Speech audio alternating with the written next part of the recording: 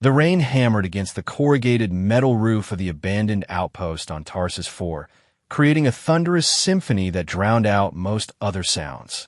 Captain Alex Carter adjusted his tactical visor, watching the perimeter through sheets of water that turned the alien landscape into a blur of grays and greens. Beside him, Lieutenant Syra of the Astrian Defense Force stood motionless, her advanced combat armor gleaming despite the storm. They had been assigned to guard this remote station together. Just 3 days ago, two soldiers from different worlds thrust into an uncomfortable partnership. The war between their peoples had ended 5 years prior, but trust came slowly between former enemies turned allies. Movement, Sector 7. Syra's voice crackled through the calm, her accent giving her Terran words a musical quality that Alex found oddly soothing. Alex swung his rifle toward the indicated direction, scanning through the downpour. I don't see anything. Could be the storm playing tricks. Astrian sensors don't make mistakes, she replied coolly, though Alex caught the slight tremor in her voice. She was nervous too. The attack came suddenly, violently. Plasma bolts erupted from multiple directions, sizzling through the rain and leaving trails of steam. Alex dove for cover behind a supply crate as Syra's armor shields flared to life, deflecting incoming fire. Black Star Syndicate, Alex shouted, recognizing the distinctive red targeting beams. At least a dozen of them. The pirates had chosen their moment well. With the storm masking their approach and communications jammed, Alex and Syra were on their own until reinforcements arrived. If they arrived at all, they fought back-to-back, Alex's conventional weapons complementing Syra's advanced Astrian technology. Her armor's energy weapons carved through the pirates' ranks while Alex picked off targets with precise shots. But they were outnumbered and outgunned. We need to fall back to the inner bunker, Alex called out as an explosion rocked their position. Agreed. Syra fired a final volley before they sprinted across the courtyard. Halfway there, a lucky shot from a pirate's disruptor caught Syra's armor. Sparks flew as systems failed, and she stumbled. Alex grabbed her arm, pulling her into the bunker just as another explosion shook the ground. They sealed the heavy door behind them, buying precious time. My armor, Syra gasped, her breathing labored. The environmental systems are failing. I can't breathe properly. Alex looked at her, really looked at her for the first time. Behind the intimidating helmet, he could see her eyes, large, violet, and filled with something he hadn't expected to see in an Astrian warrior: fear. Can you remove it? He asked. I need help. The manual releases are on the back. She turned, exposing the complex array of clasps and seals. Please, Alex. I need to breathe. His hands moved carefully over the alien technology, following her instructions. As each piece came away, Alex realized this wasn't just any combat armor. The sophistication, the integrated systems, this was prototype technology far beyond standard issue. Syra, what kind of armor is this? Classified, she said weakly. Please hurry. The chest plate came away last, and Syra took a deep, shuddering breath. Without the armor, she seemed smaller, more vulnerable. Her skin had a subtle blue tint, with patterns of bioluminescent markings that pulsed gently with her heartbeat. Thank you, she whispered, meeting his eyes. In that moment, something shifted between them. They were no longer just two soldiers from different worlds. They were two beings who had saved each other's lives. The bunker shook as the pirates continued their assault outside. Alex checked his ammunition while Syra worked on a backup communicator, her fingers flying over the controls. Alex, she said suddenly, her voice tight. There's something you need to know. The pirates aren't here for the outpost.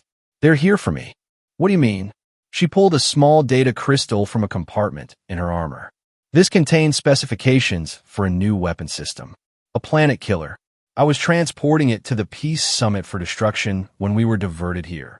Alex stared at the crystal, understanding dawning. Someone leaked your route. Yes. And now they want the data. Her luminescent markings flickered with agitation. If they get this, they won't, Alex said firmly. We'll find a way out of this. They spent the next hours fortifying their position, sharing rations, and planning their escape. As the immediate danger receded temporarily, they found themselves talking, really talking for the first time. Alex learned about Syra's world, where science and warfare had evolved hand in hand, where showing emotion was considered weakness. Syra learned about Earth, about human resilience and adaptability, about the value placed on individual choice. Your markings, Alex said during a lull in the fighting. They change with your emotions? Syra looked embarrassed, an expression that made her seem achingly human. Yes, it's a trait we usually hide. The armor suppresses them. They're beautiful, Alex said softly, and meant it. Outside, the pirates had grown quiet. Too quiet. Alex peered through a viewing port, his gut tightening. They're bringing in heavy weapons. We need to move. They gathered what supplies they could carry. Syra had managed to restore partial function to her armor's defensive systems, though life support remained offline. As they prepared to make their run, she caught Alex's arm. If we don't make it, we will, he interrupted. But if we don't, I want you to know that serving with you these past days has been unexpected. You've shown me that humans are not what our propaganda taught us. Alex smiled grimly. Same here. Ready. They burst from the bunker into chaos. The pirates had set up a siege line, but Alex and Syra had anticipated their positions. Moving in perfect synchronization, they fought their way through the perimeter. Alex covered their retreat, while Syra's remaining armor systems provided shields. They made it to the motor pool, commandeering an all-terrain vehicle. As they sped away from the outpost, pirates in pursuit, Syra worked frantically on the communications array. Got it, she exclaimed as a connection finally established. This is Lieutenant Syra requesting immediate extraction. Captain Carter and I are under heavy fire from Black Star pirates. The response was immediate. Syra, this is Commander Walsh. Reinforcements inbound. Find somewhere defensible and hold on. They drove through the storm, the vehicle bucking and sliding on the muddy terrain. Behind them, pirate vehicles gave chase, energy weapons lighting up the darkness. Alex pushed the vehicle to its limits, using his knowledge of human engineering to coax every bit of speed from the machine. Finally, they reached a canyon system, defensible, with caves for shelter. They abandoned the vehicle and took cover just as the first pirate skimmer rounded the bend. The battle was fierce but brief. Syra's tactical knowledge, combined with Alex's unconventional warfare training, proved devastating in the confined space. When the dust settled, the remaining pirates had fled. In the aftermath, as they waited for rescue in one of the caves, the adrenaline faded and exhaustion set in. They sat close together for warmth, the storm still raging outside. You saved my life, Syra said quietly, when you helped me remove the armor. I've never felt so exposed, vulnerable, but also, she paused, searching for words, free. You saved mine too, Alex replied. More than once today. She leaned against him, a gesture of trust that would have been unthinkable days before. Her bioluminescent markings pulsed in patterns he was beginning to recognize as contentment. In my culture, she said, we have a saying, the armor protects the body, but isolation kills the soul. I never understood it until now. Alex felt something shift in his chest, a warmth that had nothing to do with their shared body heat. In mine, we say actions speak louder than words. In your actions today, she looked up at him, those violet eyes reflecting the soft glow of her markings. Yes. Instead of answering, he leaned down and kissed her. It was gentle, questioning, and when she responded, her markings flared bright blue, painting the cave walls with shifting patterns of light.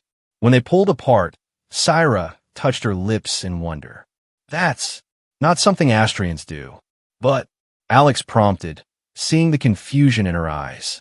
But I think I understand why humans value it, she said, and kissed him again.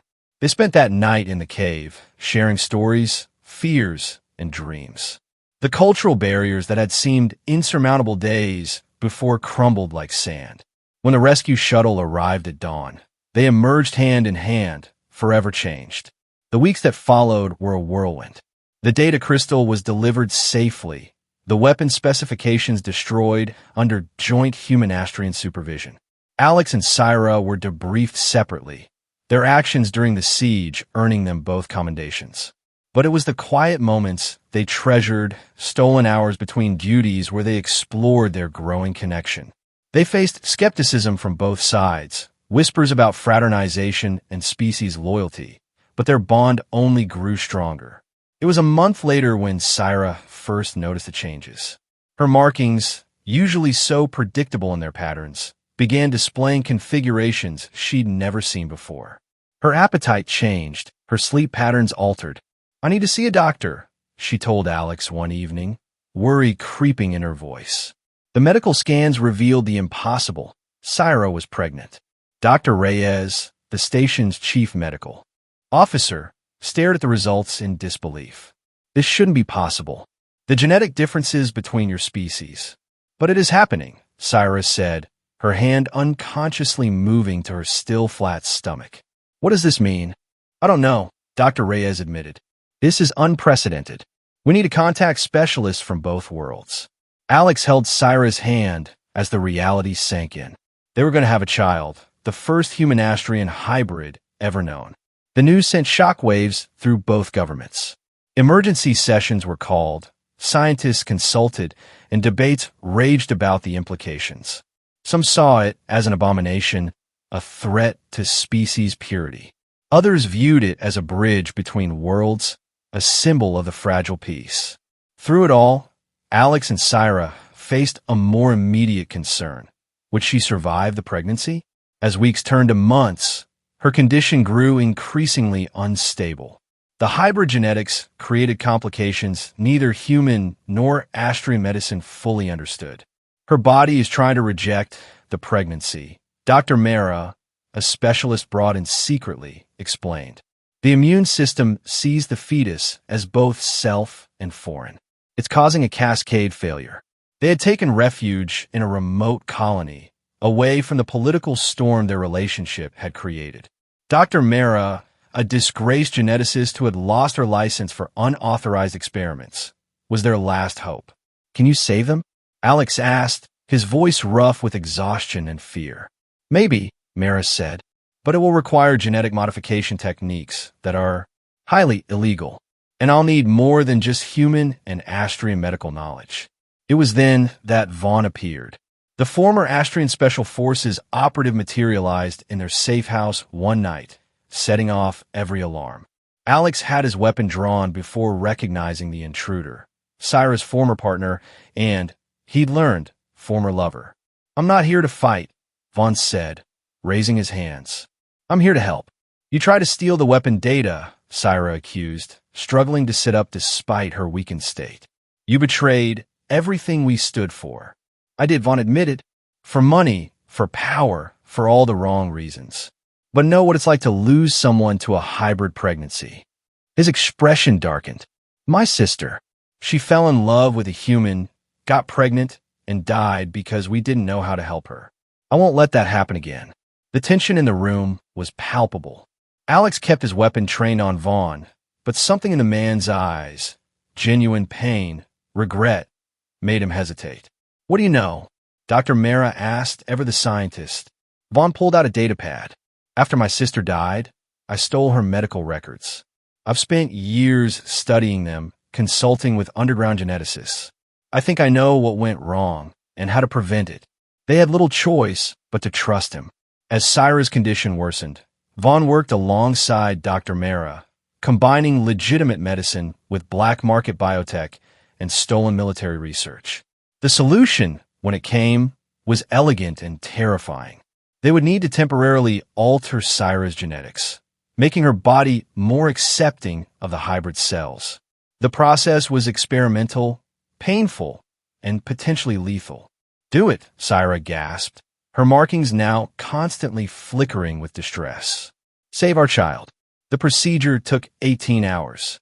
Alex never left her side, holding her hand through the worst of it, whispering words of encouragement when the pain made her cry out. Vaughn and Dr. Mera worked with desperate efficiency, monitoring vitals, adjusting dosages, fighting to keep both mother and child alive. As dawn broke, Syra's vital signs finally stabilized. Her markings, which had been chaotic for hours, settled into a new pattern, one that incorporated elements neither fully Astrian nor human. It worked. Dr. Mara breathed, exhausted but triumphant. They're both going to make it. The remaining months passed in a blur of medical monitoring and quiet preparation.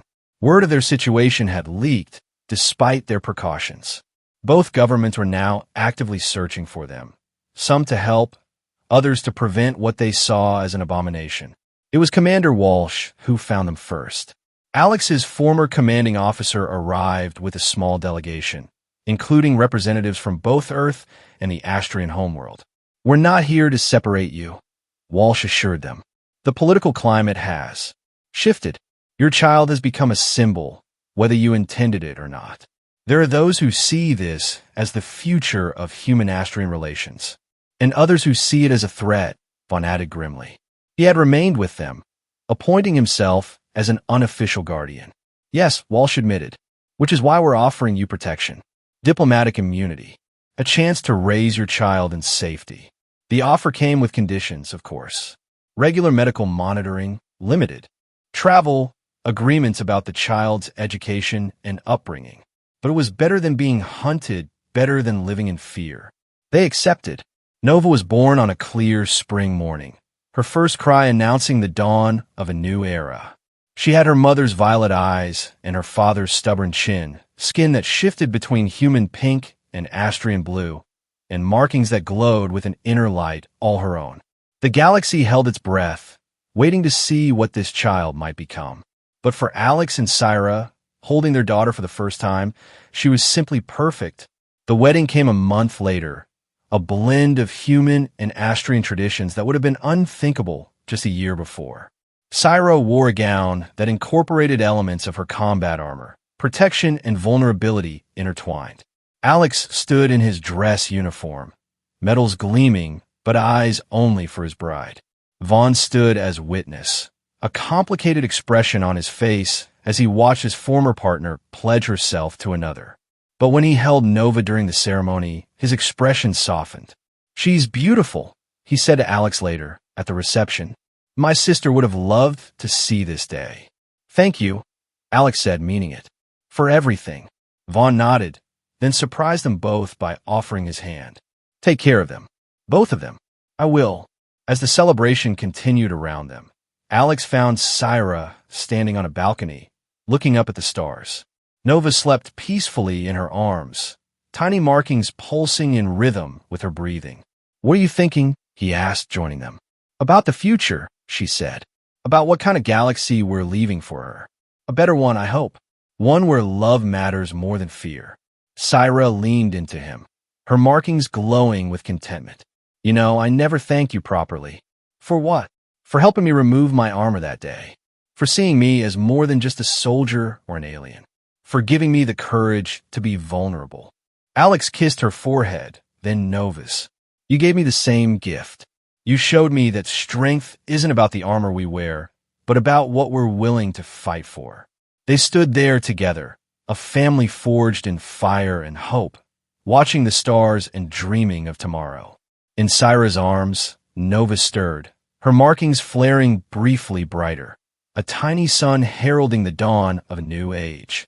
The armor had come off, the barriers had fallen, and in their place grew something stronger than any weapon.